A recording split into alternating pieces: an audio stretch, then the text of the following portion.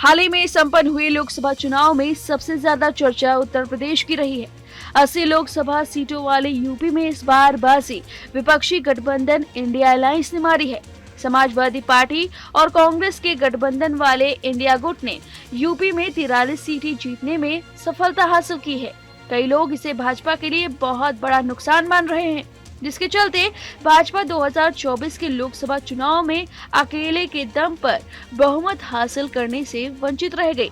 अब यूपी में एक बार फिर से अगले कुछ महीनों में 10 विधानसभा सीटों पर उपचुनाव के लिए मंच तैयार है। लोकसभा के बाद अब इंडिया और एनडीए का मुकाबला विधानसभा सीटों पर है।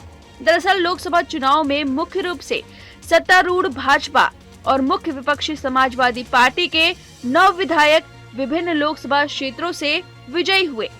उसमें से कुछ ने अपनी लोकसभा सीटें बरकरार रखने के लिए विधानसभा से इस्तीफा दे दिया और बाकी आने वाले दिनों में ऐसा करने वाले हैं। सिसामऊ विधानसभा सीट भी अब खाली होने जा रही है, क्योंकि इसमें सपा विधायक इरफान सोलंकी को आगजनी के एक मामले में हाल ही में 7 साल की सजा सुनाई गई थी। यानी सोलंकी अब विधानसभा की सदस्यता खोने वाले हैं। सपा अध्यक्ष अखिलेश यादव ने कन्नौज संसदीय क्षेत्र को बरकरार रखने के लिए अपनी करहल विधानसभा सीट पहले ही खाली कर दी है, जबकि पार्टी के मिल्कीपुर विधायक अवधेश प्रसाद ने भी फैजाबाद संसदीय सीट जीतने के बाद विधायकी से इस्तीफा दे दिया है। लोकसभा चुनाव में जहां सत्तारूढ़ भाजपा ने उत्तर प्रदेश में अपनी जमीन खो दी, तो वहीं विपक्षी गुट इंडिया राज्य में फिर से उभरता हुआ प्रतीत हुआ है। उपचुनाव के लिए दोनों अभी से कमर कस रहे हैं। अयोध्या के मिल्कीपुर में पहले से ही आक्रामक कंपटीशन की उम्मीद है।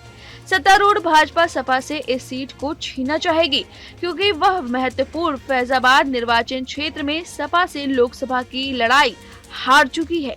वहीं सपा अभी भी इस बात पर विचार कर रही है कि करहल से उसका सबसे बेहतरीन संभावित उम्मीदवार कौन होगा। इसके लिए अखिलेश के भतीजे तेज प्रताप यादव का नाम चर्चा में है। तेज प्रताप को पहले लोकसभा चुनाव में कन्नौज से सपा का उम्मीदवार घोषित किया गया था। उसके बाद अखिलेश ने खुद इस सीट से चुनाव लड़ने का फैसला किया। 2022 में विधानसभा चुनाव तक इसमें से ज्यादातर सीटों पर लड़ाई सपा और भाजपा के बीच थी, लेकिन लोकसभा चुनाव में राज्य में अपने मजबूत प्रदर्शन के बाद कांग्रेस ने भी कुछ सीटों पर लड़ने की इच्छा जताई है। कांग्रेस ने इसमें से कुछ सीटों पर अपने उम्मीदवार उतारने में रुचि दिखाई है। एक रिपोर्ट के मुताबिक कांग्रेस के एक वरिष्ठ नेता ने कहा कि हमारी पहली प्राथमिकता इन सीटों पर सपा के साथ गठबंधन करके चुनाव लड़ना है, क्योंकि हम सफल गठबंधन को आगे बढ़ाना चाहते हैं। अगर यह संभव नहीं होता है तो हम अकेले चुनाव लड़ने पर विचार कर सकते हैं। हम इसमें से कुछ सीटों पर चुनाव लड़ना चाहेंगे। फिलहाल सभी दलों के सामने मुख्य काम इन सीटों के लिए अपने उम्मीदवारों का चयन जल्दी से जल्दी करना है, ताकि वहां उनकी संभावनाएं बढ़ सकें। करहल में एक अहम मुकाबला होगा। अखिलेश ने 2022 में भाजपा उम्मीदवार और पूर्व सपा नेता एसपी सिंह बघेल को करीब 67,000 वोटों के बड़े अंतर से हराकर यह सीट जीती थी। बघेल को आगरा से भाजपा सांसद के रूप में फिर से चुना गया है और पार्टी के नेतृत्व वाली नई एनडीए सरकार में भाजपा ने उन्हें केंद्रीय मंत्री बनाया है। उम्मीद है कि इससे बघेल को इस सीट पर अपनी पार्टी की जीत सुनिश्चित करने में मदद मिलेगी। फिलहाल मिल्कीपुर में सबसे बड़ा मुकाबला देखने को मिल सकता है, जहां से सपा विधायक अवधेश प्रसाद फैजाबाद से सांसद चुने गए हैं।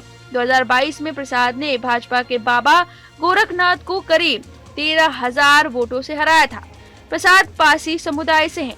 फैजाबाद के तहत ही राम मंदिर वाली अयोध्या नगरी भी आती है। रिपोर्ट के मुताबिक भाजपा सूत्रों ने बताया कि फैजाबाद में पासी उम्मीदवार से हारने के बाद भाजपा मिल्कीपुर विधानसभा उपचुनाव में पासी उम्मीदवार उतारने पर विचार कर रही है। उपचुनाव वाली सीटों में कटहरी भी शामिल है, जहां से सपा विधायक लालजी वर्मा अम्बेडकर नगर लोकसभा सीट से जीते हैं। उन्होंने भाजपा उम्मीदवार और मौजूदा सांसद रितेश पांडे को हराया है, जो कि बसपा से थे। वरिष्ठ सांसद और पूर्व बसपा नेता लालजी वर्मा विधानसभा में सपा के सबसे अनुभवी चेहरों में से एक थे। पार्टी को अब इस सीट से एक अच्छे रिप्लेसमेंट की तलाश करनी होगी। भाजपा की एनडीए सहयोगी निषाद पार्टी इस सीट पर नजर गड़ाए हुए है, क्योंकि उसके उम्मीदवार अवधेश कुमार 2022 में वर्मा से करीबी मुकाबले में हार गए थे। इसके अलावा इसके साथ एक विधायक विनोद कुमार बिंद मझुआ से भाजपा के टिकट पर भदोही लोकसभा सीट से सांसद चुने गए हैं। ऐसे में पार्टी विधानसभा में एक सीट हासिल करना चाहेगी। उपचुनाव के लिए एक और विधानसभा सीट मुरादाबाद की कुंदर की है, जिसमें सपा विधायक जियाउर रहमान अब पार्टी के टिकट पर संभल लोकसभा क्षेत्र में सांसद चुने गए हैं। भाजपा के लिए खैर विधानसभा सीट भी महत्वपूर्ण होगी, क्योंकि मौजूदा विधायक और राज्य के राजस्व मंत्री अनूप प्रधान वाल्मीकि अब हाथरस लोकसभा सीट से निर्वाचित हो गए हैं। अन्य भाजपा विधायक जो लोकसभा चुनाव जीत चुके हैं और अपनी सीटें खाली करेंगे, उसमें फूलपुर विधानसभा सीट से प्रवीण पटेल शामिल है और गाजियाबाद विधानसभा सीट से अतुल गर्ग, जो गाजियाबाद लोकसभा क्षेत्र से चुने गए हैं। जानकारी आपको कैसे लगे हमें कमेंट करके जरूर बताएं।